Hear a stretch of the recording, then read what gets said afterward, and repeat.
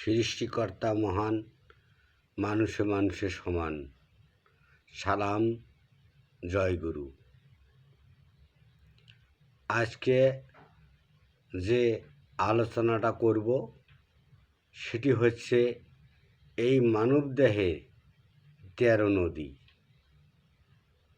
তা তার আগে আমার এই মাটির সুর ইউটিউব চ্যানেলটি সাবস্ক্রাইব করুন এবং লাইক একটি দিন।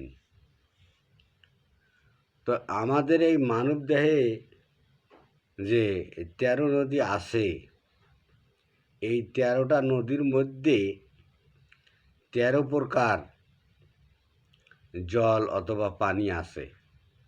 সেই জল অথবা পানি মধ্যে মানুষ হাবুডুবু করতেছে। কে কতটুকু হাবুডুবু করতেছে সে নিজে বুঝতেছে, কিন্তু অধিকাংশ লোক বুঝে না। যারা বুঝে না তাদেরকে গুরু কাছে বা পীর মুর্শিদের কাছে যায় বুঝতে হয়। তো যখন সে বুঝতে পারে যে আমি এই নদীর মধ্যে হাবুডুবু খাচ্ছি, তো এই নদী থেকে বাঁচার উপায়টা তখন সে বের করতে সক্ষম হয় বা উপদেশ নিতে সক্ষম হয়। তো পীর আউলিয়া যারা আছে, যারা গুরু আছে, তারা এই কাজটা দিয়ে থাকে শিষ্যদেরকে, এবং শিষ্যরা যদি কথা মতো চলে বা কাজটি করে তাহলে সে সার্থক হয়। তো আসুন দেখি এই 13টা নদী কি কি। 1 নম্বর নদী হচ্ছে কাম নদী, 2 নম্বর প্রেম নদী, 3 নম্বর আশা নদী, 4 নম্বর মায়া নদী, 5 নম্বর রূপ নদী, 6 নম্বর ভাব নদী, 7 নম্বর প্রসাব নদী, 8 নম্বর রক্ত নদী, 9 নম্বর বীর্য নদী, 10 নম্বর ক্রোধ নদী, 11 নম্বর মোহন নদী, 12 নম্বর হায়াত নদী, 13 নম্বর ত্যাগ নদী। এই হচ্ছে 13 প্রকার নদী। তো এই 13 প্রকার নদীতে যে আমরা আসি, যে বুঝতে পারে যে আমি অমুক নম্বর নদীতে হাবুডুবু খাচ্ছি, তাহলে ওই নদী থেকে বাঁচার উপায় কি, এই উপায়টা বের করে আনতে হবে, নির্ণয় করতে হবে।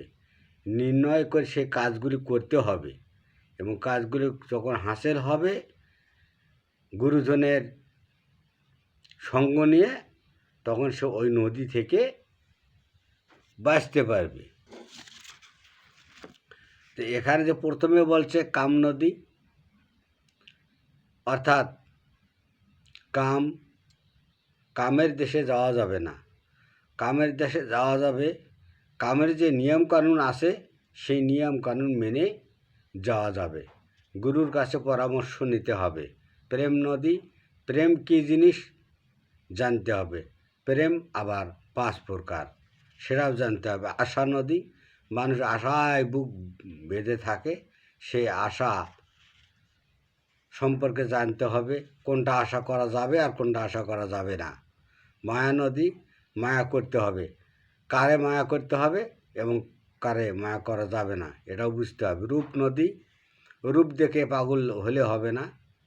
বহু রূপ আছে, আল্লাহ রূপ আছে, নবী রূপ, মসজিদি রূপ, এবং অনেক প্রকার রূপ আছে। সেই রূপে পাগল হলে হবে না, গুণে পাগল হতে হবে। ভাব নদী, ভাব একটা ধরে থাকলে হবে না, অপরকের ভাবনাকেও ভাবতে হবে। প্রসাব নদী, যেখানে আমরা বর্জ্য প্রসাব করি সেই নদীটা পরিষ্কার রাখতে হবে। সেবা শান্তি পরিষ্কারভাবে করলে সেটা পরিষ্কার হবে। নদী এই রক্ত নদী পরিষ্কার হবে যদি আমরা সত্য খানা খাই, তাহলে এই রক্ত পরিষ্কার হবে। বীর্য নদী, সত্যের ধন মারা যায় না, হাদিসে আছে যে সত্য পথে খানা খায়া বীর্য তৈরি হয়, সেই বীর্য নষ্ট হতে পারে না। ক্রোধ করা যাবে না, এই নদীতে হাবুডুবু খাওয়া যাবে না। মোহ নদী, এই মোহতে কারো মোহে ভুলা যাবে না।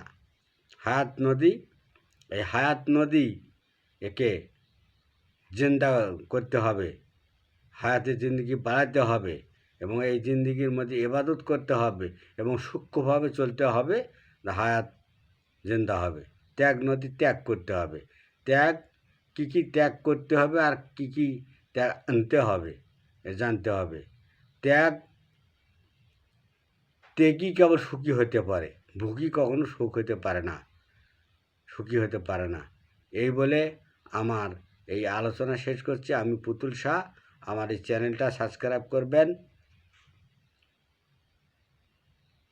সালাম, জয় গুরু।